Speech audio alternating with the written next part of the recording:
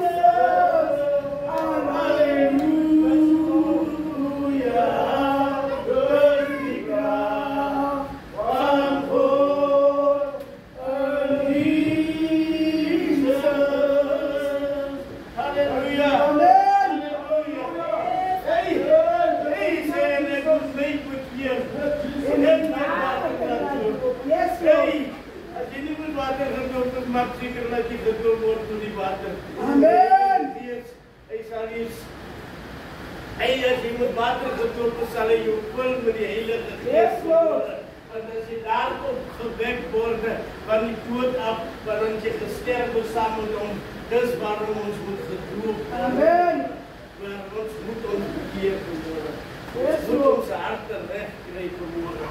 Soms ons harte ver van die Here af. Dis wat gebeur en die voel het soms so dinge wat ons so trek, dan skei wat ons bietjie weg van die Here af. Dan voel het so die Here is ver van ons af, maar die Here is naby. Hy is altyd daar. Hy sal altyd daar wees. Want ander mense soms gebeur en vra my, waar was die Here toe my kind gesterf het? Maar die Here was altyd daar gewees. He will never leave us. Yes, we Lord. like to question the Lord about dead things, why people is dying in your life, but you forgot about God gave His only Son to die for us. Yes, Hy Lord. sê jy kind bereken hier om vir ons te kom sterwe. Ons weet ons kan nie hy straf wat hy gevat. Yes. We will never take it on because why? We are not like Him. Yes. Hy is die seun van die mens. Wat hy ek en ek op intree vanmôre. Ons kan ook lekker op met die koop sê. Die Here my kind ons seun vanmôre. Yes, hallelujah.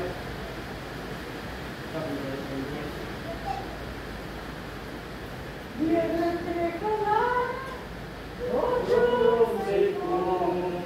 Die Here trek aan.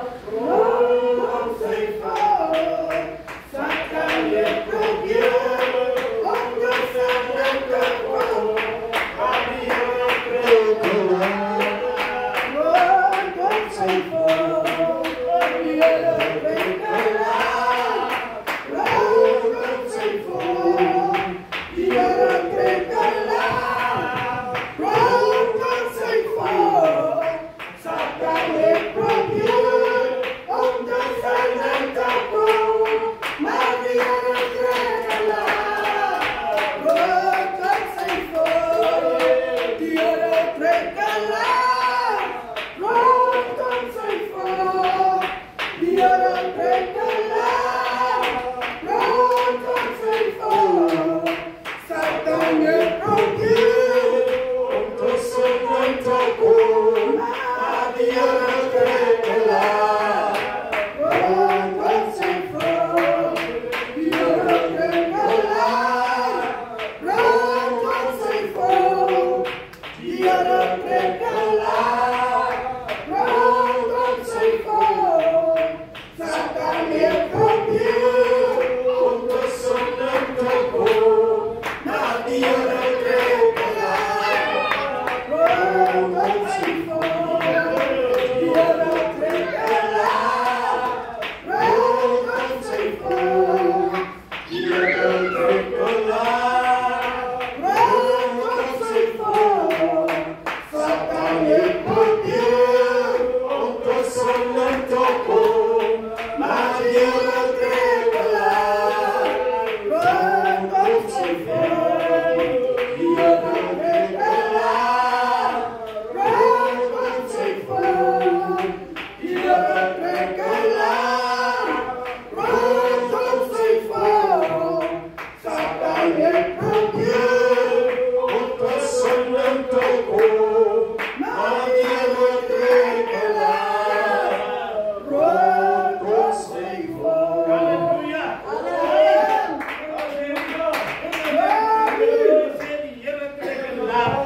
Rondom sy volk, maar die persoon as hy nie in hy laat is nie, jy gaan gestraf word. Amen.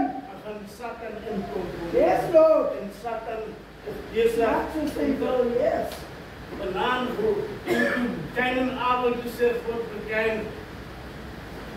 Zo'n lijn Over the deer, yeah. zo'n lijn hoe daar die Yes. en toe hy Satan hier in jou lewe opkom, hy wil ook ons kom hier in mekaar maak, but we have somebody who turns things around in our lives.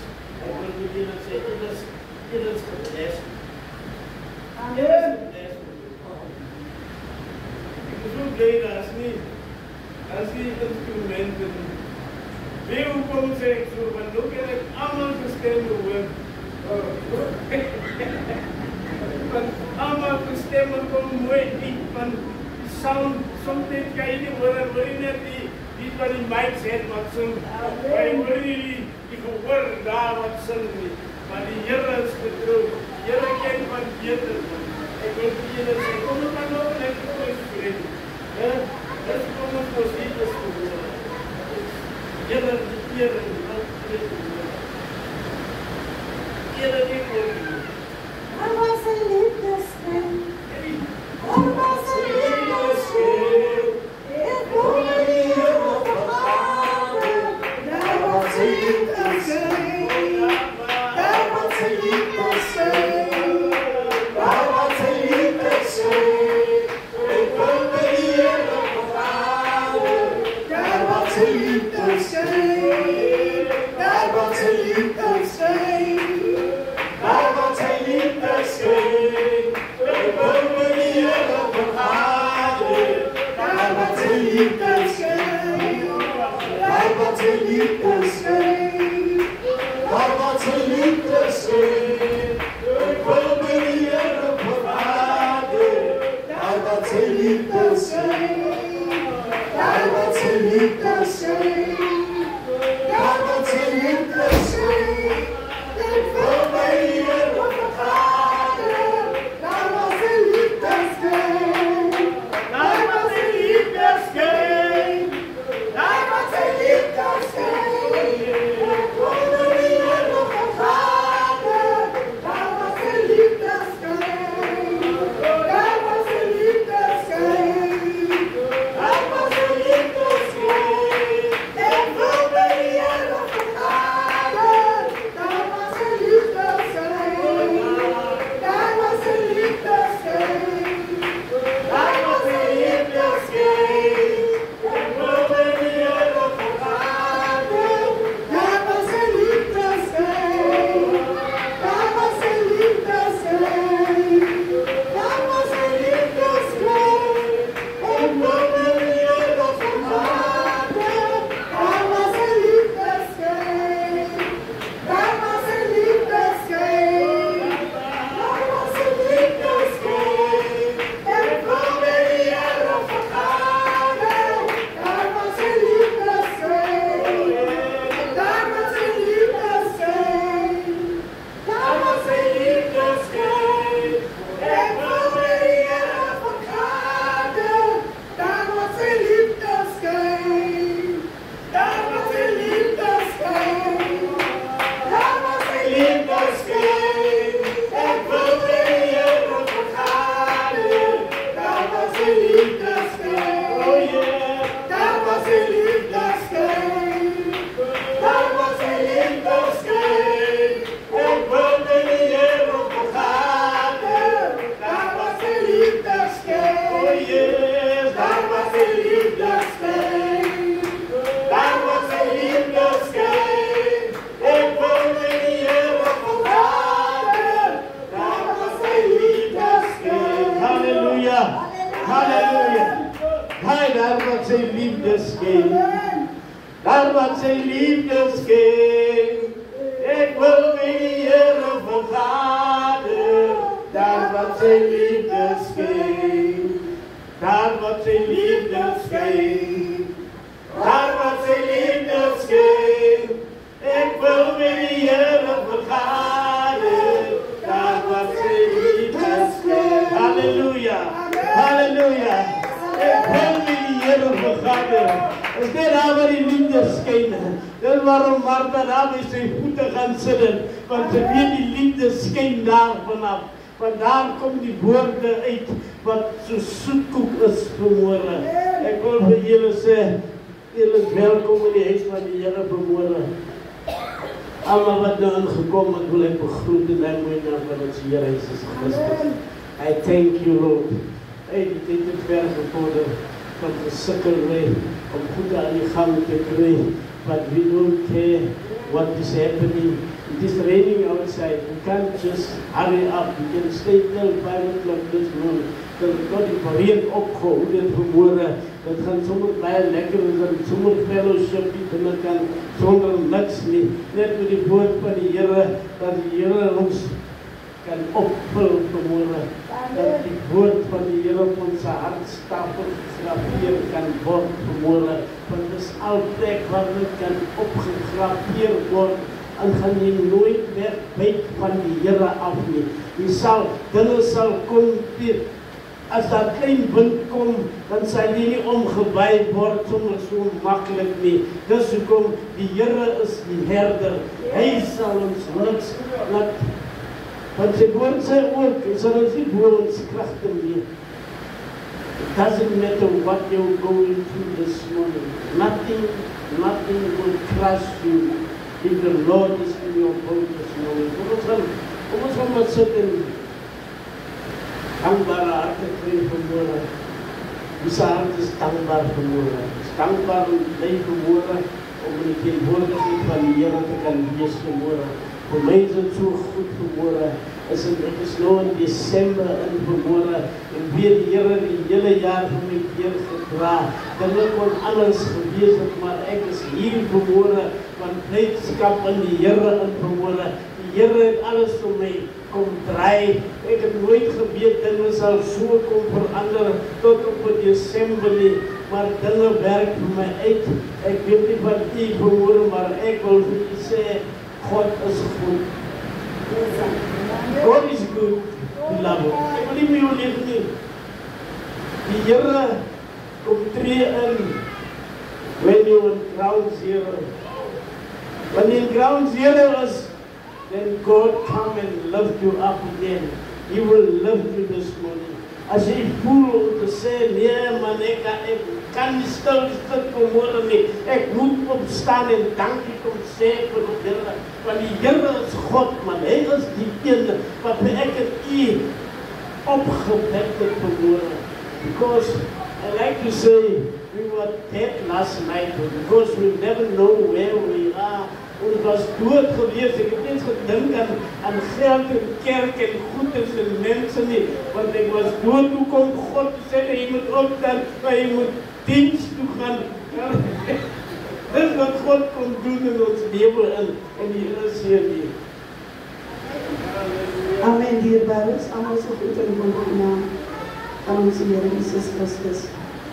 En elke dag verskil van 'n dag af. Elke dag is hetzelfde. Maar ek prys en hoor die Here en ek is dankbaar vir die Here. Ek besef soos 'n mens deur die lewe gaan, dat 'n mens is nie perfek nie, even though the Bible says strive for perfection. As 'n mens nie perfek nie, mens raak kwaad, mens raak anxious. I'll say to you, don't be anxious in everything, but in everything be prayerful. Nou, die ding wat ek voor dankbaar is elke keer as ek dink dat ek is nie geredheid, myself uit nie, my verwerking nie, maar die genade van die Here. As die skrif wat ek gekry het volgende in Ephesians chapter 2, verse 8. For by grace are we saved through faith, and that not of yourself, it is a gift of God, not of works, lest any man should boast. For we are his workmanship, created in Christ Jesus unto good works, which God had before ordained that we should walk in them. So this skrif bemoedig my so baie mense, because mense, ek het nie vriende nie, maar die kinders maak dat ek so baie sondig, nie dat hulle lei my in sonde nie, maar joh, as jy hoor ding, die geskreeuw, al die dinge, en elke keer dank ek nie die Here vir een ding, jy gaan nog steeds terug, en ek vra vir vergifnis, because ek weet, hy vergewe mens, wanneer 'n mens vraag, dat jy 'n mens moet vergewe. So ek dank die Here vanmôre vir my onperfeksie, van hy is perfek, ek is nie perfek nie. Ek dank die Here vanmôre dat ek elke keer nog terug na hom toe kan kom, en vir hom vra vir vergifnis, en dat ek glo dat hy my vergewe het, dat ek glo in Jesus, en dat ek ook glo in, ek glo in God, soos die Bybel sê, believe in God, believe also in Jesus. So ek staan hier regtig met 'n dankbare hart, dat ek weet dat ek is niks sonder God nie, ek sal niks wees nie. Ek sê die Here dankie vir die familie wat hy my ingebore het, dat ek nooit sal sê as my man of my kinders of my huis of my enige iets nie, because naked we came, naked we shall go. Maar ek is regtig dankbaar vir die Here, vir alles wat hy doen vir mens. Vir ander mense lyk dinge klein, of as jy praat van 'n randie, dit is die breek oor niks nie, maar as baie van mens pas voor. Because waar mens gewees het en waar mens nou is uit genade uit. So ek dank regtig die Here vir al my foute, vir al my shortcomings, because ek dink die Here is lief ons net soos ons is. En soms wil 'n mens so die Here please. En die ding is, dat is niks regtig wat 'n mens kan doen behalwe om geloof te hê in God en in Jesus. Dis al wat jy van 'n mens af verwag. To have faith, and when we have faith, we do things differently. Ons doen dinge baie different because ons glo in God. Ek sal altyd sê, die dinge wat ek gedoen het, is nie dat ek dit nie weer wil doen of ek sal dit nooit doen nie, maar omdat ek lief is vir hom, daarom doen ek dit nie. Ek wil nie om hart breek nie, want hy breek nooit 'n mens se hart nie, is nog altyd daar en hy sal nog altyd daar wees. Maar ek sê net dankie vir sy genade. Ek sê dankie dat niks wat ek sal doen sal om nie dat God wees nie, want hy sal nog altyd God bly. So dank die Here vir sy genade. Ek dank hom vir geloof wat hy aan mense gegee het. Alles is so klein soos 'n mosterdsaad. We can move mountains with it. So dankie vir die genade van die Here. Amen, dierbares.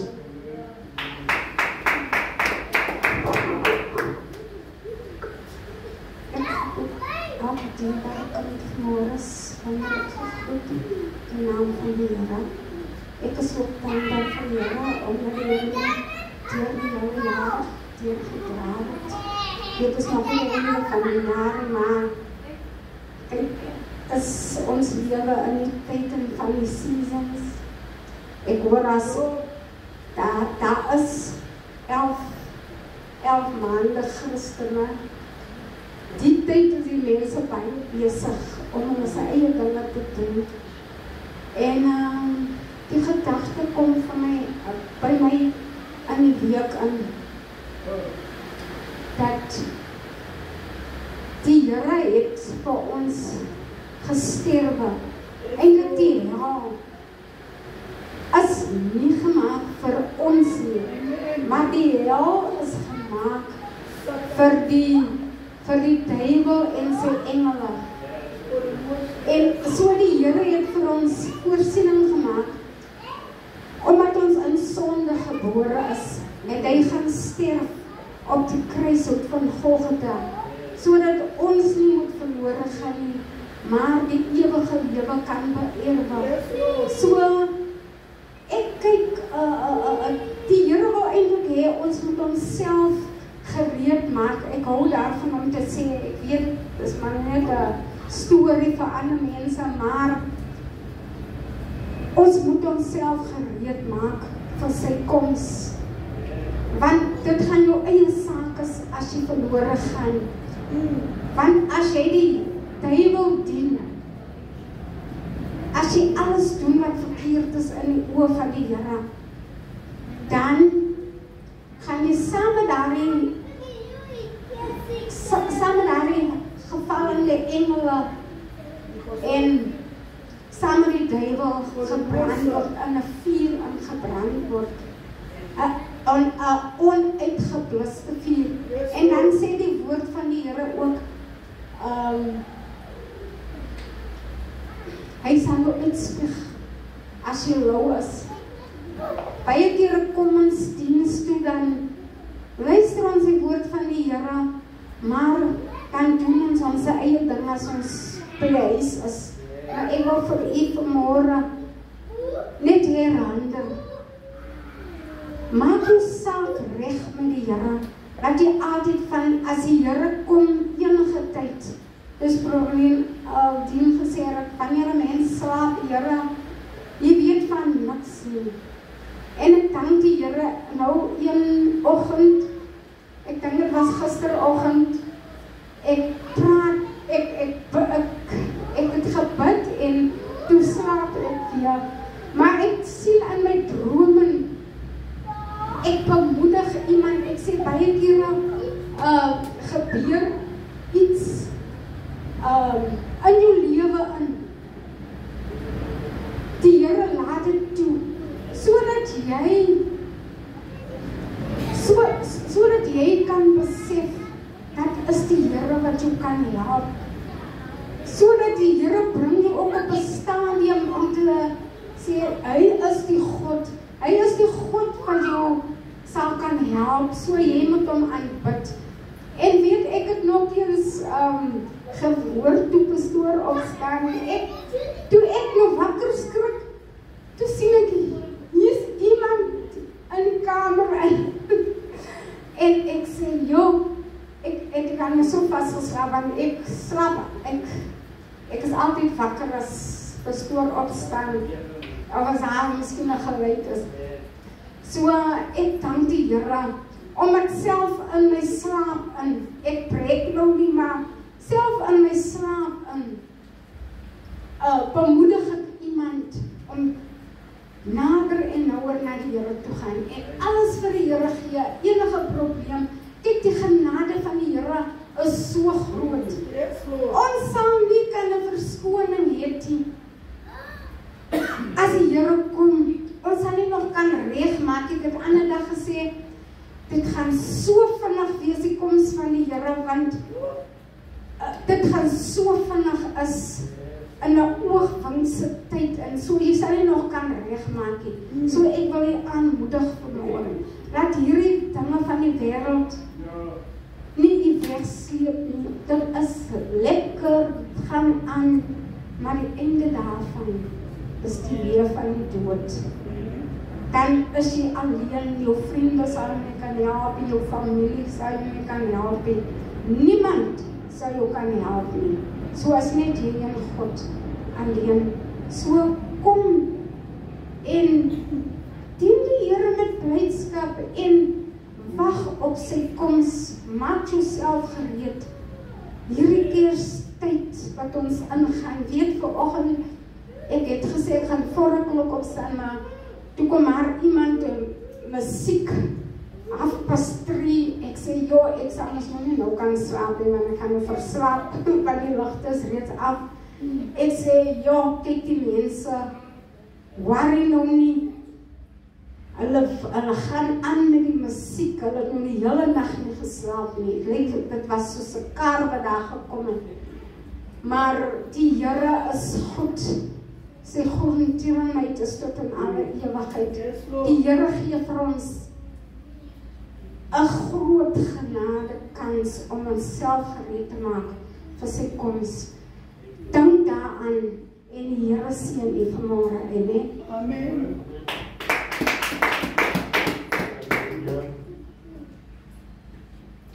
Nog iemand? Ek is dankbaar vir die Here wat die Here gedra het die hele jaar. Die hele jaar. He's carrying you through the whole year. You are not even thankful. Only say thank you, sister. Pauline and sister Katie for this. Die hele jaar.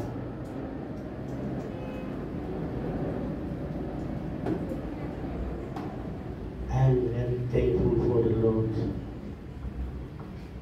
Ek is dankbaar vir die Here wat hy in my lewe kon doen.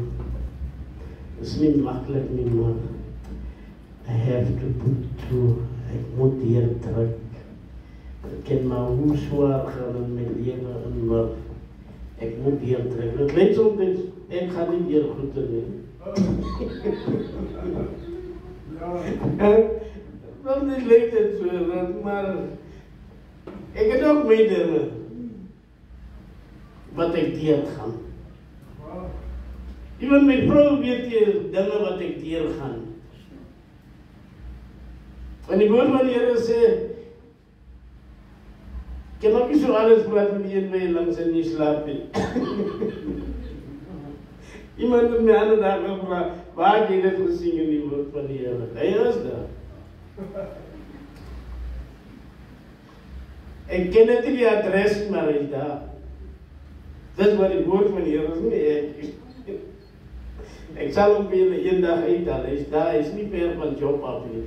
Ek dink hy is daar iemand met die boeke daar. Maar ek weet, hy sal, daar sal 'n dag kom, wanneer alles gaan uitkom. That's why sometimes moet ons mekaar waardeer. Bella sê het so mooi sê, ons moet mekaar beman. Wat lees dan Proverbs sê, the Proverbs say, a fool who destroys his own house weet dit is swaar as jou eie huis vernietig. Het is nie maklik om hy huis weer op te bou. It's not easy anymore. But without the Lord, you will never do it. But when God is in your boat, He will always do. Kom ons sal staan en ons sal sommer vir die offers en die tieners hier vanmorgen gee dit met 'n blye hart. Hy sê jy moet met 'n blye hart kom. Jy moet met gejubel kom. You must even run to it. That's why I always say, if you don't have money, man, stand up. Gebruik geloof. Jy moet geloof gebruik. Just come and throw in the wind. Kom gooi net niks in dit. Wat die saak? Sê, Here, U ken my hart. U ken hoe ons sê. U weet van my. U deurgrond aan my gedagtes vanmôre. Kom ons gaan 'n lied kry. Give as you give it unto the Lord.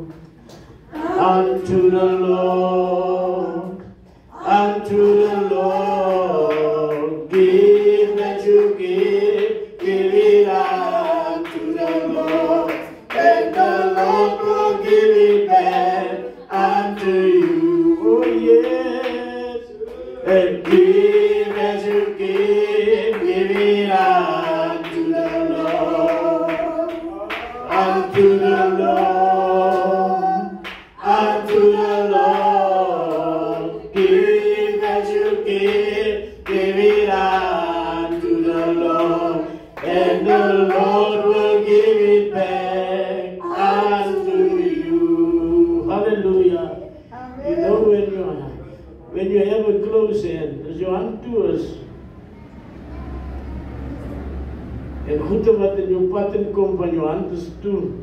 Het val nie langs aan die kant af, want jy kan nie weer vang nie, want jou hand is toe. As a toe hand, that's why you have to come and open. Hy sê, you must sow. You must sow, man. Sow in the house of the Lord. It doesn't nie net in die huis van die Here nie. Jy moet buitekant ook, jy moet ook gee daar buite, man. Gee. Moenie bekommerd wees, wat gaan môre gebeur in jou lewe in nie. Sal sommer my broeder Shantel vra nie. Op ons in die tiendes te kom sien vanmôre.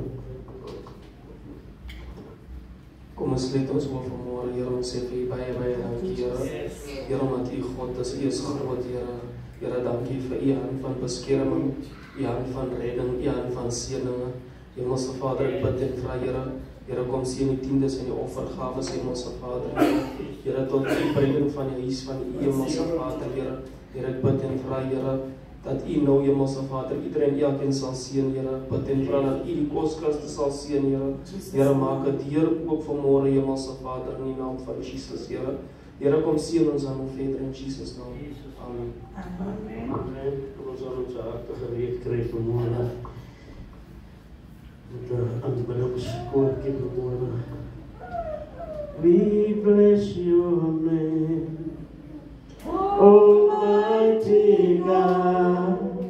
We bow before your throne. We bless your name, Almighty God. We bow before your throne. We glorify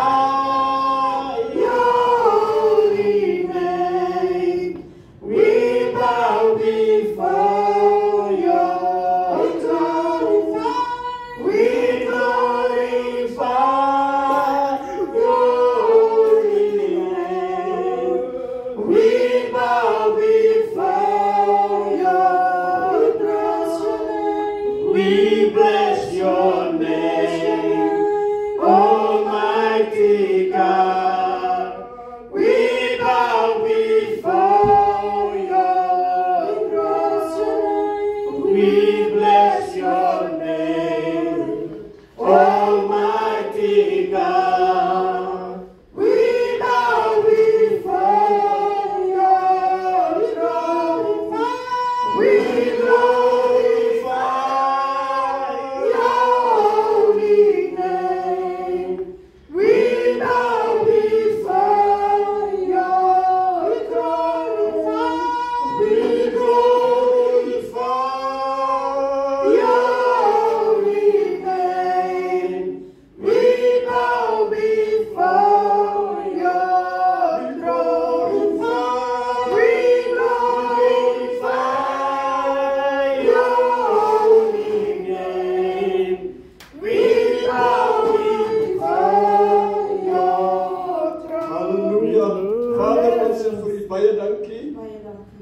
Here, dat ons vanmorgen naar u toe kan komen met dankbaarheid in ons harte. Baie dankie, Here, voor die lieflijke reën wat val, Here, dit kom om die aarde te benat. En liewe Here, ook saad aan die saaier te kan gee. So bid ons vanmorgen, Here, dat die woord ook so ons harte sal vul. Soos die reën die aarde benat, die Here se woord ook ons siele vanmorgen sal verkook in die naam van Jesus Christus. Dankie dat u wakker is agter u woord, om dit in vervulling te bring. Dit sal na u toe nie leeg terugkeer nie, maar sal doen, Here, waarvoor u dit vanmorgen gestuur het. Seën elkeen wie ingekom het. Baie dankie, Here, met die geleentheid en kan wat ons het, Here, oë om te kan lees u woord, en rondom vanmorgen, Here, u te kan prys en te aanbid. Seën die atmosfeer in hierdie plek, dat u naam verheerlik sal word, in Jesus naam. Amen. Amen. Ek groet u geliefdes in die naam van die Here. Dankbaar en bly is ek vanmorgen om saam met u te kan wees. Die woord van die Here gaan ons opmaak uit Filippense hoofstuk 3. Philippians chapter 3 and also Philippians chapter 4 verse 4.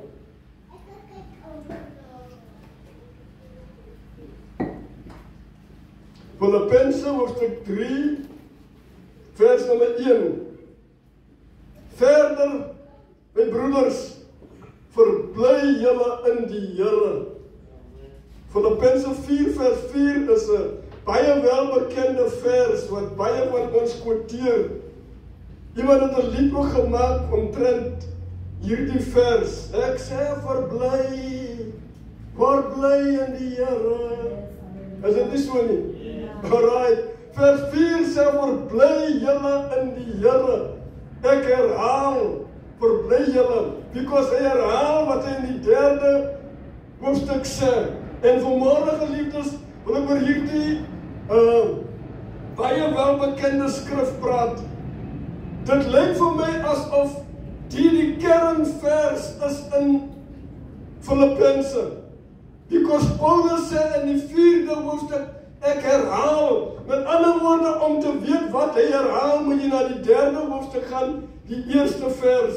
Ek sê verbly julle in die Here. En kom ek gee vir u, maar net 'n agtergrond omtrent die kerk in Filippense. Dit lyk asof Paulus in my opsomming omtrent hierdie boek, is daar 3 redes waarom hy hierdie brief aan die Filippense geskryf het. En ek wil met u laat die 3 dinge deel, of kom ek sê, die 3 redes waarom hy hierdie brief aan die Kolossense geskryf het. Paulus het baie briewe geskryf, en elke kerk aan wie hy geskryf het 'n sekere doel waarvoor hy die brief skryf, het 'n sekere rede waarom hy hierdie briewe aan hulle geskryf het. Nou, in die tyd toe Paulus gelewe het, was die enigste manier van transport die skepe gewees. Op die see is dit die skepe, en op die land is dit either te voet of donkiekar of perdekar. Daar was net hierdie means of transport gewees. As either te voet, te perd, donkiekar of jy gaan met die skip. En dit het maande gevat om van een land na die ander land te gaan met 'n skip. En die gevare is ook so, dat op die skip, jy nie seker is of jy aan die ander kant sal uitkom nie. Dit is 'n gevaarlike rit wat jy aanpak. En Paulus, in die Handelinge 16, kom Paulus te staan met die, nadat hy tot bekering gekom het, toe kry hy 'n begeerte om die evangelie wêreldwyd te verkondig. En die enigste manier hoe hy dit kon doen, is om per skip te seil van een land na die ander land. En toe hy hierdie brief skryf, toe skryf hy dit aan die mense in die kerk wie hy dan gestig het. Hy skryf uit die agtergrond dat hy bekommerd is oor hierdie mense wat agtergebly het. En ek gaan vir later sê waarom ek sê hy was bekommerd. En toe in Handelinge 16 kom, geliefdes, toe het hy klaar sy evangelie reis beplan. En hy gaan nou van plek tot plek om die evangelie te verkondig, maar sy doel was nie om in Filippi te wees nie. Sy doel was na 'n ander destinasie. Maar as jy lees in Handelinge 16, dan sal jy hoor, die Bybel sê, die Heilige Gees verhoed hom om na hierdie sekere plek toe te gaan. En omdat die Heilige Gees hom verhoed het om na hierdie plek toe te gaan, kom hy en hy oornag by hierdie plek, Galatia. Hy oornag in daai plek, die provins.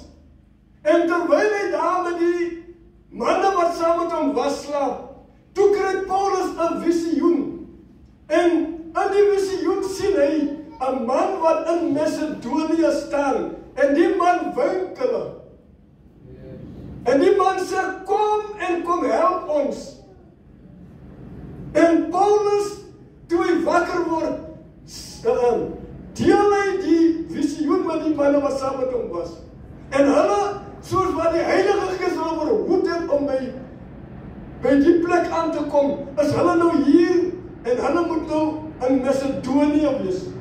En toe hy hom kan kry, geliefdes, toe kom Paulus by Filippi aan. En toe hy in Filippi aankom, die Macedonië was die metro, maar die klein dorpie was Filippi, dat was 'n seedorpie. En terwyl hy op die strand sit en gesels met die manne wat saam met hom is, toe kom daar 'n vrou, en die vrou kom sit en luister wat hulle praat. Sy was in feite die eerste bekeerling in Filippi. En die vrou, sy naam was Lydia. Die vrou was nie 'n gewone vrou nie. Die vrou was nie 'n huisvrou, soos wat my vrou nou 'n huisvrou is nie. Die vrou was 'n besigheidsvrou. En sy sit en luister terwyl Paulus praat en met die manne die evangelie deel. En toe hy klaar gepraat het, toe kom die vrou nader en die vrou sê vir hom, ek wil die Here wat jy van praat, die God wat jy hier verkondig, ek wil hom aanneem. En Paulus bedien die woord van die Here aan haar. En sy sê, ek wil sommer gedoop word. En nadat sy gedoop is, toe sê sy vir Paulus, as ek dan nou familie is van julle, volgens die woord van die Here, is ek met nou oor uit die duisternis, en ek het mos nou 'n familie van julle geword. As ek in julle familie is, Christen familie, dan wil ek hê julle moet na my huis toe kom en in my huis kom bly. Jy sien, toe die Heilige Gees vir Paulus verhoed om in hierdie Galatia te wees, toe het die Here vir Lydia voorberei, because Lydia was die steunpilaar van die gemeente in Filippi. Die vrou was 'n besigheidsvrou, en die vrou het goed gedoen. Haar besigheid was geherken, en mense het van heen en verre gekom om haar produkte te koop. En die Here wie die hart van die vrou ken, en die plan wat hy het met Filippi, het gemaak dat hierdie vrou op daai spesifieke oomblik, terwyl hy daar staan, Macedonië en Filippi, toe kom hierdie vrou met die naam van Lydia. En so word hierdie kerk gestig in Filippi. Paulus outomaties word nou die vader van die kerk, because hy is die persoon. Maar geliefdes, toe Paulus nou klaar aan haar die evangelie verkondig het, en die kerk gevestig het, toe moet hy nou verder gaan na die volgende dorp toe. Hy kon nie vir ewig bly in Filippi nie, because hy het die opdrag van die Here gekry om die evangelie aan die heidene te verkondig.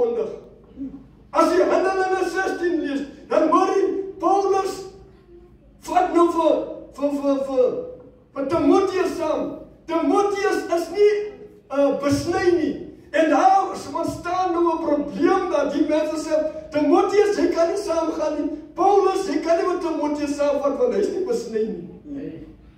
Hy moet besny word om deel te kan wees van hierdie familie. Paulus besny vir Timotheus en hy vat vir Timotheus. Jy sal oplet in die eerste hoofstuk, dan sê hy van Filippense, Paulus en Timotheus. Nou ek weet nie, toe Paulus die brief skryf, het hy dit met sy eie hande geskryf, because hier skryf hy uit die tronk uit. Hy is nie meer 'n vry man nie, hy is nou in die tronk en sy hande en voete is in kettings. Het hy miskien die geleentheid gehad om met die kettings in sy hande geskryf, of het Paulus vir Timotheus voorgesê wat hy moet skryf, of het Paulus die brief geskryf en vir Timotheus gesê, gaan en gaan deliver die brief aan Filippense in Filippi. Klim op die skip, wherever hy was in Rome of Jerusalem of wherever Paulus was in die tronk, van hierdie brief en dan gaan gee jy hierdie brief. Maak seker die brief word gelees in Filippi, because die boek of die brief van Filippi is 'n brief wat na aan die hart van Paulus was. Paulus was baie lief vir hierdie kerk gewees. Hierdie was een van die kerke wat Paulus meen gespog het. Hy sê, you are my joy and my crown. Net vir hierdie kerk sê, you are my joy and my crown. Because as ek aan julle dink, dan is daar 'n blydskap wat in my hart opkom. Because die kerk in Filippi het iets gedoen wat geen ander kerk gedoen het vir Paulus nie. Die laaste hoofstuk van hierdie brief, dan sal hy hoor wat het hierdie kerk gedoen. Toe Paulus nou van Filippi weggaan, ek gaan net ingooi in die verbygaan. Toe hy nou van Filippi weggaan, toe sê die mense vir hom, Paulus, het jy iets nodig? Ja, ek het geld nodig om te betaal vir die kaptein om my te vat. Toe neem hulle 'n kollekte op en hulle gee vir Paulus. En weet jy wat gebeur daarna? Elke keer as Paulus op 'n plek was, het hierdie kerk geld agter hom aangestuur om die evangelie verder te verkondig. Hy sê niemand het my ondersteun nie. Alhoewel hy Korintiërs, Tessalonisense en al die kerke Galasiërs en niemand van hulle het hom ondersteun behalwe die Filippense nie. Die gemeente van Filippi. Daarom was Filippense se kerk so na aan die hart van Paulus. Nie net omdat hy geld by hulle gekry het nie, maar hulle het gegroei in ten spyte van die teëspoed wat hulle gehad het hulle gegroei in 'n baie sterk gemeente geword. Daarom sê, you are my crown and my joy. Imagine, jy spog, 'n crown is mos iets wat jy mee spog. As jy praat van Paulus, dan sê hy Filippense. Nou hier is die drie dinge wat ek wil noem. Waarom Paulus die kerk aan hierdie mense geskryf het. Nommer 1, geliefdes, hy skryf uit die tronk uit. En Paulus skryf om hulle te bemoedig, nommer 1. Hy sê, moenie dink dit wat met my gebeur het, gaan my mismoedig maak nie. En dit kon enige nuwe Christen mismoedig gemaak het. Because hier word jou leier wat jy die evangelie van gekry het, hier kom die owerhede en hulle vat die persoon en sit hom in die tronk. En wat het hy gedoen? Wat was sy oortreding? Die evangelie verkondig. Hy verkondig die evangelie en hulle sê, jy mag nie in hierdie dorp die evangelie verkondig nie. En omdat hy nie aan hulle wil gehoorsaam wees, maar aan God, het hulle hom in die tronk gegooi. Dit was die rede waarom Paulus. En Paulus skryf en sê, moenie bemoedig weer, moenie mismoedig word nie.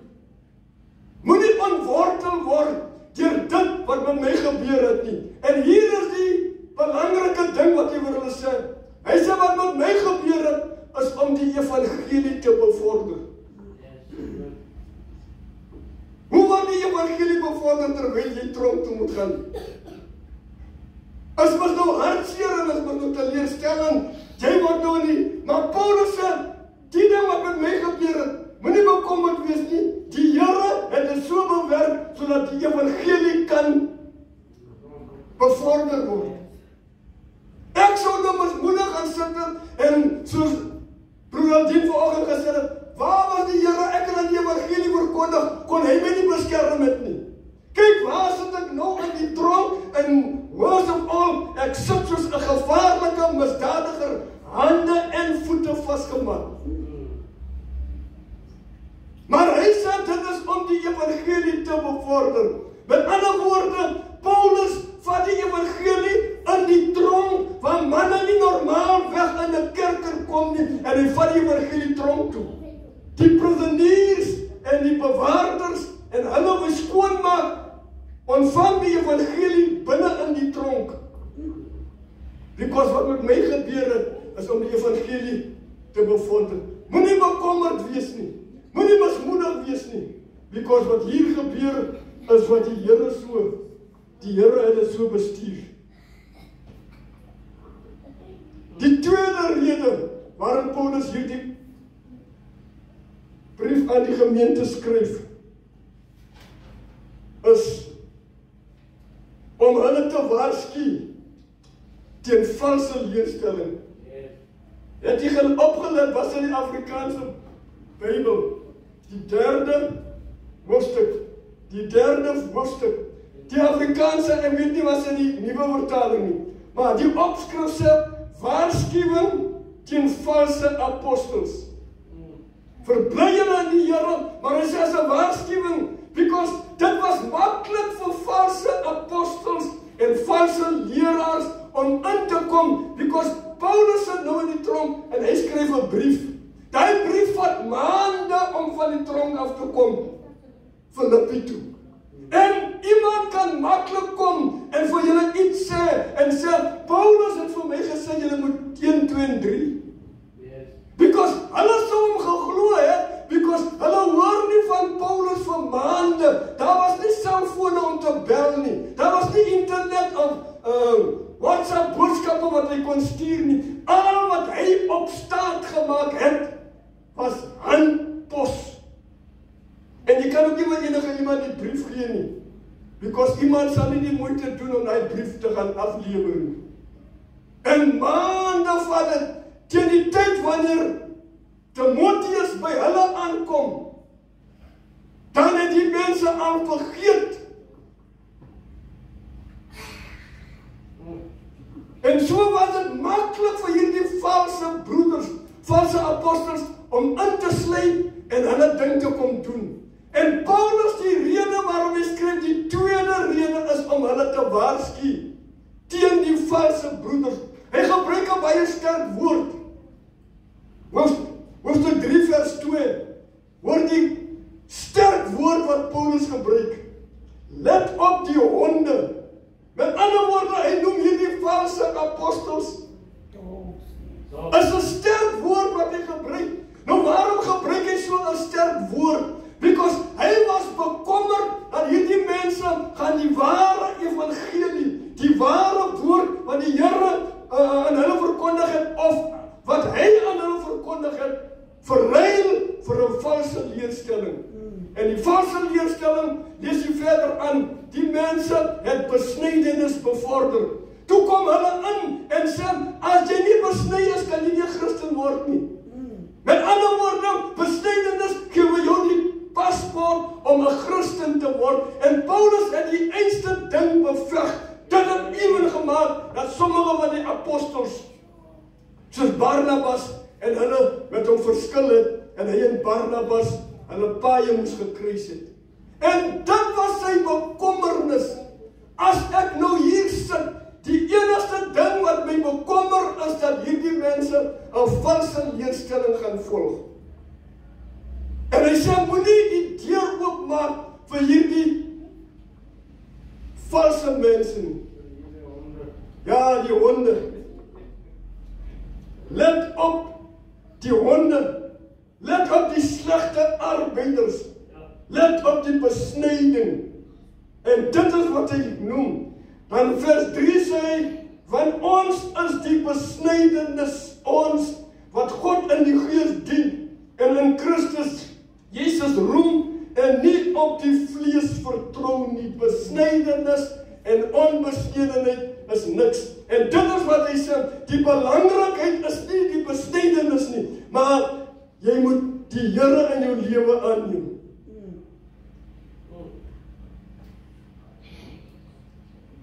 Dit maak nie saak as jy besny is, en om jy nie besny is, dit garandeer nie dat jy 'n Christen gaan wees of 'n Christen is nie. En hulle het probeer om hierdie ding huis toe te dryf, en dit het Paulus genoodsaak om die derde deel van hierdie brief aan hulle te openbaar, en sê, pas op,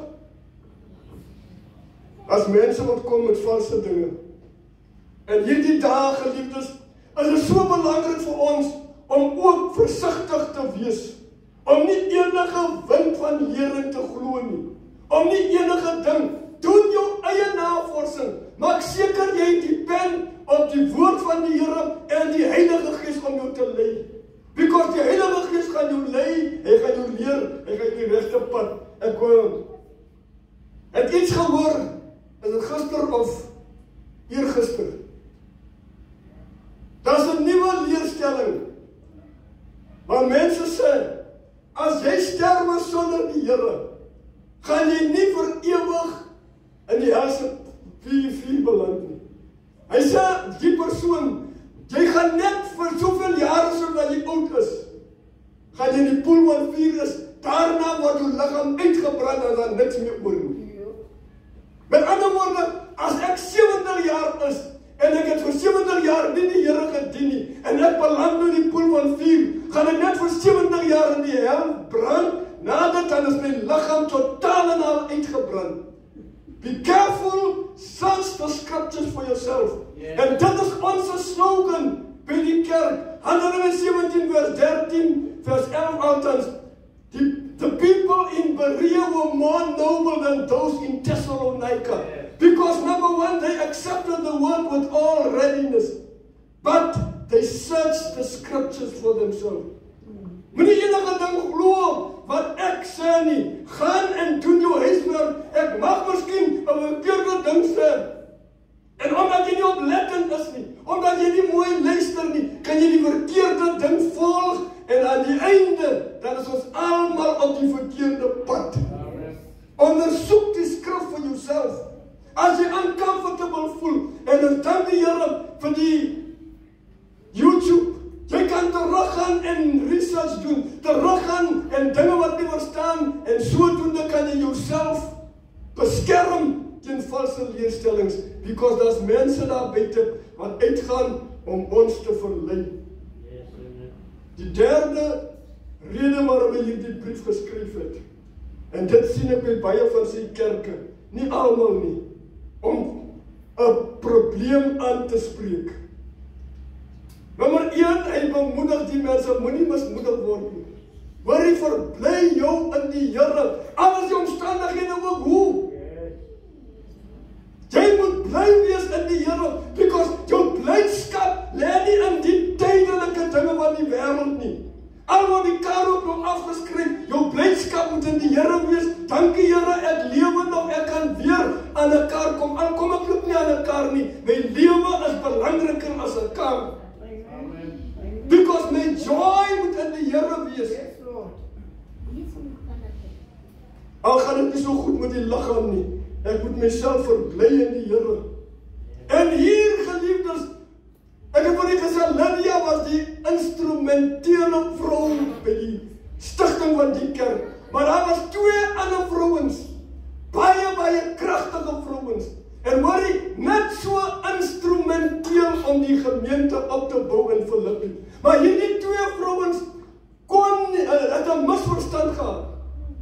Die misverstand lyk vir my, dit was nie so groot nie, because Paulus noem net 1 vers of 1 lyn omtrent die 2 vrouens. Hulle het 'n misverstand gehad. Wat die misverstand was, weet ek nie. Het hulle 2 dan nou verlief geraak op 1 broer, I don't know. Maar hulle het 'n misverstand gehad, wat hulle nie kon uitsort nie. En Paulus uit die tronk skryf, en sê vir hierdie 2 vrouens, worry, versoen met mekaar, vergewe mekaar, help mekaar. En hy sê ook in die 4de hoofstuk,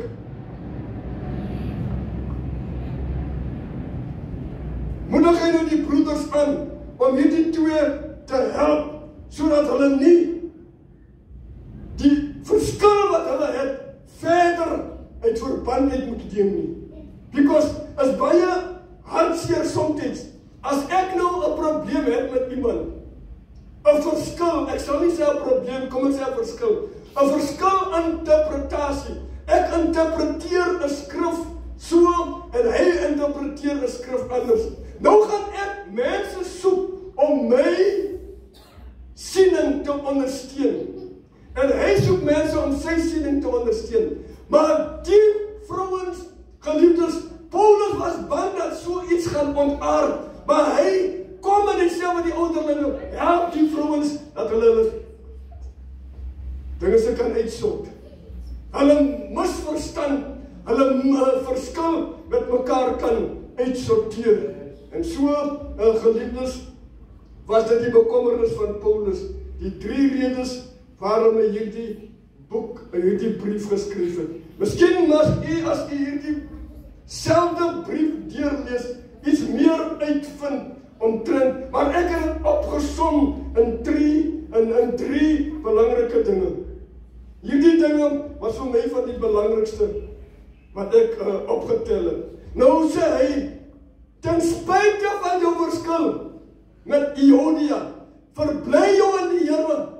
Moenie dat jou verskil maak dat jy nou ongelukkig die Here dien nie. Moenie dat jou verskil maak dat jy jou vrymoedigheid teenoor die Here verloor nie. Because jy moet jou verbly in die Here, en terwyl jy op jou verskil werk, verbly jou in die Here, because die idee is sodat jy nie kan veragter en mismoedig word nie.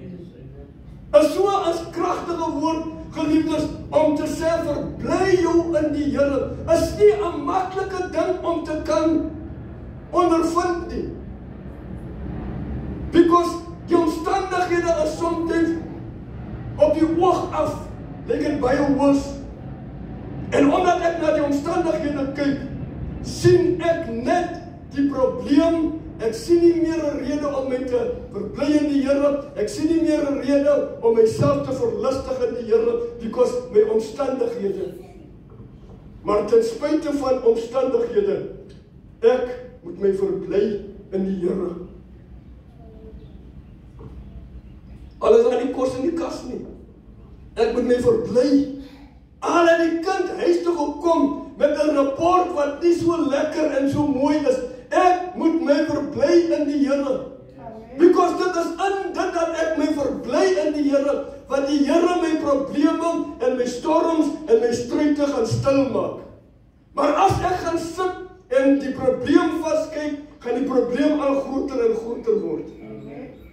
Ek terwyl ek nou praat van 'n rapport wat nie so goed lyk nie, het ek iets gelees in die week van die vrou.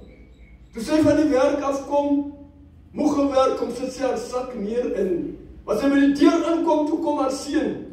En hy groet haar en sy sê sy kon sien op die kind se gesig, hy lyk nie lekker nie. En sy vra toe vir hom, is alles alright? Hy sê, mami, alles is alright. Maar, dan maak hy haar kind. Sy sê, nee, sy sê nie vir hom nie. Maar sy sê toe vir haarself, iets is nie lekker nie. Ek gaan later probeer uitvind, wat is die krapperigheid?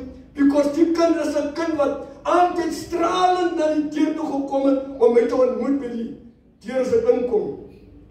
En nadat sy haar skoene uitgeskop het, haar sloffies, begin sy om te kook, en sy die stoof aangesit, en sy gaan sit in die voorkamer. En sy roep hom, sy sê vir hom, jy kan vir my enige iets sê, ek is jou ma, moenie bang wees. Ek sien daar's iets wat jou pla. En toe sy dit sê, toe rol die trane, en hy sê vir haar, mami, ek het dit nie gemaak nie. Vir 'n oomblik voel sy so teleurgesteld, en sy slaan haar hande om die kind, en sy sê vir hom, is dit die einde van die wêreld nie. Jy kan volgende jaar weer probeer. Moenie dat dit jou jou joy wegvat nie. Moenie dat dit jou so pla, dat jy nie jouself kan geniet gedurende hierdie festive season. Moenie dat dit jou so pla, dat jy hand aan eie lewe wil slaan nie. Ek sê dit maar nou net, sê dit nie gesê nie. En sy sê toe sy dit sê, toe rol trane van sy vange af, en hy druk sy maag. Toe kan sy voel, daar is 'n gewig wat van die kind is. Hy was bang, as ek vir my ma sê, ek het dit nie gemaak nie. My reaksie wat my ma gaan toon, ek is te bang om my ma te sê, ek gaan maar nou voorgee, dat alles alright is, alhoewel die rapport die waarheid gaan praat. Ek gaan maar voorgee, maar die oomblik toe sy ma hom druk, en toe rol die trane. En sy sê vir hom, is nie die einde van die lewe nie. Geniet jou in die Here, because dit is in die tyd dat ons onsself moet geniet in die Here. Sy sê die aand toe kom die pa by die huis. Die kind voel alright met die ma, maar hy moet nou by die pa. En hy sit toe maar nou in onrustig, want die tyd toe naby kom by die pa huis toe kom. Maar tot sy verbasing, toe die pa inkom, en ook hy groet en wat en gaan sit, toe sê hy vir sy pa, hy is so jammer, hy het dit nie gemaak nie. Maar hy stilte praat van, asof die pa nou, hy soek seker nou na woorde om te ontplof, of hy soek na woorde om die kind nou te na te kom. Maar wonderbaarlik, toe sê die pa vir hom, is nie die einde van die lewe nie. Jy kan volgende jaar weer probeer, mits jy jou les geleer het. As jy nie jou les geleer het, hierdie jaar nie, dan probeer jy nie volgende jaar nie. As jy jou les geleer het, gaan doen introspeksie en kom terug en dan sê jy vir my, het jy jou les geleer, dan volgende jaar trek jy jou kouse op en jy probeer weer.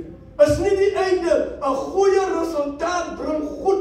Ek as 'n ouer voel goed as my kind met 'n goeie resultaat, maar as die kind met 'n swakker rapport kom, moet hom nie afdruk nie, help hom, because dit is in daardie oomblik wat hy op sy laagste is. Ons het al te veel gehoor hoe kinders selfmoord pleeg omdat ouers soveel druk op hulle plaas om te perform op skool en hulle kan dit nie op die mas opkom nie. Maar ek wil vir jou vanmôre bemoedig. Al het die kinders met hy rapport gekom, jy moet jou verbly in die Here. Because dit is in die dat jy jou verbly in die Here, want die Here die kind se hart gaan verander, want die Here die kind suksesvol gaan maak, want die Here die kind sal seën. Because ek verbly my in die Here. Nie dat jy nie probleme het nie. Nie dat jy nie stryke het nie. Maar jy verbly jou so in die Here, dat mense ook sal vra, is dit sy kind wat so stout is? Because jy kyk na wat die Here gaan doen, jy kyk aan die eindproduk, jy kyk nie vir nou nie, jy kyk wat die Here aan die einde gaan doen, because is in dit dat jy jou verbly in die Here, wat die Here die pad oopmaak, kan ek maar amper sê. As 'n lied, as iemand wat gesing het, ek dink amper is vir Juanita Bynum. Sy sê, it is in the praising of the Lord, wat die Here deurbreek. Because ons mind wil hê, jy moet net aan die probleem dink. Ons mind wil hê, jy moet net aan die stryd dink. Jou mind wil net hê, jy moet aan die swakheid van jouself dink. Maar wanneer jy jou prys uitgee in prys en lofsang, is in daardie oomblik wat die Here deurbreek. Ek dink nou aan Hanna. Hanna sit met die probleem dat haar man het nou 'n tweede vrou gevat. Dit was seker maar toelaatbaar onder die Ou Testament, nie in die Nuwe Testament. En terwyl Hanna met die man van haar nou sit, toe die Bybel sê, God het eintlik Hanna se moeder skoot toegesluit. En Hanna het die Here geprys ewen nadat die Here haar moederskoot gesluit het. Sy het hartseer. Hoorie, as daar nou 'n probleem is, ek weet nie hoe voel 'n vrou. As jy weet, jou man het 'n verhouding met 'n ander vrou. En hoor jy, hy kuier nou en dan raak met hy vrou, dan kom hy terug, en dan sê niks. Is pynlik, ek kan my nie indink die pyn wat so 'n vrou moet deurmaak nie. Nou Hanna is so pyn deurgemaak, so hartseer, dat Hanna, toe sy bid, toe Hanna nie krag om woorde te gebruik nie, haar lippe gaan net op en af. Die stryd was so ewig vir Hanna, dat Hanna net in haar hart gesê het, ag Here, verander my omstandighede. As U my moederskoot oopmaak, gee my 'n manlike kind, sodat ek hom kan teruggee aan U. En hoor jy, in hy pyn het Hanna sy gesig terug, Hanna se hart die ore van die Here bereik. Hoor jy, dit was nie 100 jaar nie, toe sit Hanna nie meer agter op die water, terwyl hulle ry nie, toe sit Hanna voor langs aan haar man. Penina het vir Hanna geterg, en jy sien, geliefdes, wanneer jy in 'n probleem is, dan lyk dit Satan ken van jou probleem, en nou stuur hy mense om jou te terg in die probleem. Hy spot met Hanna, hoor jy, die kinders spot met Hanna, en Hanna het nie een oomblik haar, as ek die woord kan gebruik, saligheid verloor nie. Hanna het net gesê, ek het die Here wat my gaan julle maar aan, die Here gaan met julle afreken. Gaan julle maar aan, ek vertrou op die Here. In die 100 jaar nie, die jaar om is, toe sê Elkana vir Hanna, en vir Penina, hoor jy, is tyd nou weer om op te gaan na die tempel. Hanna sê vir hom, ek gaan nie die keer saam met jou nie. Gaan jy en Penina en julle kinders gaan. Volgende jaar, dan gaan ek saam. Because ek het 'n belofte aan die Here gemaak. You see, wanneer jy in die Here jou binnekamer 'n belofte maak, die Here hoor jou. Jy het nie nodig om woorde te gebruik nie. Because die Here ken alles, en hy hoor alles. Die volgende jaar, toe sit Hanna, en sy sit met Samuel op haar skoot. En hoor jy, toe Hanna afry met Elkana, en so omkyk toe Penina hier langs haar sit, ek sou geterg het, was ek Hanna. Sê, Penina, wat sê jy nou? Ek sit nou voor. Ek sit nie meer agter nie, ek sit nou voor. En hoor jy, toe hulle by die tempel kom, imagine, toe spring Hanna van die wa af, en Hanna vat vir Samuel, hardloop die tempel in, en sy sê vir Eli, hoor jy, hier is die antwoord wat die Here gestuur het. Die Here het my gebed geantwoord. Hoor jy, my horing is hoog in die Here, want die Here het my gesigtinge en my gebed gehoor. As jy jou verbly in die Here, gaan die Here jou gebed verhoor, gaan die Here jou omstandighede en jou lot verander. Die Bybel sê toe die Israeliete in ballingskap was, hoor jy, toe sê die mense, daar is die hoopie, ons gaan maar sterwe hierso. Maar hy mense roep op die Here. Die woord van die Here sê, toe die Here deurkom vir hulle, toe sê die mense, dit voel vir ons soos 'n droom. As die Here gaan deurkom, jy gaan vir jouself voel soos 'n droom. Because wanneer die Here deurkom, dan kom hy deur magtiglik, en net hy kan so deurkom. Hy sê, ons het gevoel soos mense wat droom, en hulle het gesê, as die Here deurkom, hoor jy, dan gaan die neighbors sê, die Here het groot dinge gedoen die next door. Die Here het groot dinge gedoen. Because hulle gaan sien, is net die Here wat so kan deurkom. Is nie 'n mens nie.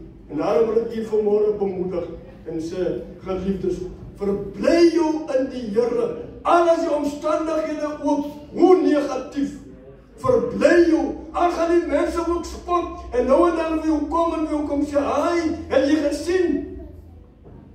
Hy het alweer so gemaak, het jy gesien? Imagine, die mense kom en was Penina sê, het jy gesien, hy kuier alweer daar by die huis. Jy wil nie sulke dinge hoor nie, because die is dinge wat jou diep seer maak. Maar nou kom mense, en het lyk asof hulle die slegte nuus bring met 'n lekkerte in hulle hart. Because hulle so en so. Hulle gee ons sommer raad ook. Ek sou so en so gemaak het. Moet nie die raad van goddelose mense volg nie. Verlustig jou in die Here en hy sal jou gee die begeerte van jou hart. Mag die Here jou môre seën. Verbly jou in die Here. Ek herhaal, verbly jou. Omstandighede gaan verander. Jy sien, niks op die aarde is permanent nie. Alles is tydelik. Die probleme is tydelik. Siekte is tydelik. En daarom moet ons verlustig in die Here. Paulus sê, word die uiterlike liggaam ook elke dag na dag afgerem. Ons moet ons verlustig in die Here. Because die Here het vir ons 'n plek voorberei. Waar die mot en roes nie kan kom nie. Hoor jy wat al die mense gaan kom in bad news. Verlustig jou in die Here. As hulle kom en weer by jou kom, dan sê jy my broer, kom ons bid. Jy sal sien hulle gaan nie weer kom nie. Because mense wil nie hoor, kom ons bid. Jy kom met slegte nuus, kom ons bid. Mag die Here u vanmôre seën. Vader, ons sê vir u baie dankie. Here vir die bemoedigende woorde wat Paulus aan die kerk in Filippi skryf, om te dink, Here, hy was in die gevangenis. Hy het rede gehad om mismoedig te wees, hy het rede gehad om moedeloos te wees, maar uit die omstandighede waarin hy homself bevind het hy geskryf en aan die kerk gesê, verlustig julle, wees bly in die Here, en so wil ek vanmôre bid, Here, help ons dat ons 'n hart van blydskap sal ontwikkel. Al is die omstandighede ook al is die omstandighede ook negatief, al is dinge ook, liewe Here, nie na wense en positief soos wat ons dit graag wil hê nie. Help ons dat ons altyd onsself sal verbly in die Here, want u ken ons omstandighede. U sal nie toelaat dat ons bo ons kragte versoek word nie. Saam met die versoeking stuur u ook die uitkoms. Seën ons terwyl ons vanmôre, liewe Here, gekom het om na u woord te luister. Mag die Here ons beskerm en bewaar in die naam van Jesus Christus. Help ons, Here, om nooit te vergeet wat u vir ons gedoen het nie. Maar vanmôre is, liewe Here, is bloot u genade. Nie dat ons beter is as hulle daar buite nie. Ons in feite, Here, is beter as niemand. Ons het u dag vir dag nodig. Ons, liewe Here, stel u nou en dan te leer, dag na dag. Here, staan ons te kampe met 'n liggaam wat onderworpe is aan siekte, onderworpe is aan versoeking, en soms kere, liewe Here, stel ons u te leer, ons sondig in die proses, maar dankie dat u genadevol is, dat u barmhartig is en vol liefde. Mag die Here ons vanmôre seën na die rykdom van u genade in Jesus naam. Amen. Thank you, beloveds. God bless you. Kom ons gaan van die seën van die Here en gaan in vrede. En nou mag die genade van God en die liefde van ons Here Jesus Christus en die gemeenskap van die Heilige Gees met u seën bly, toe die Here kom al wie syne is. Amen. Dankie, die Vader.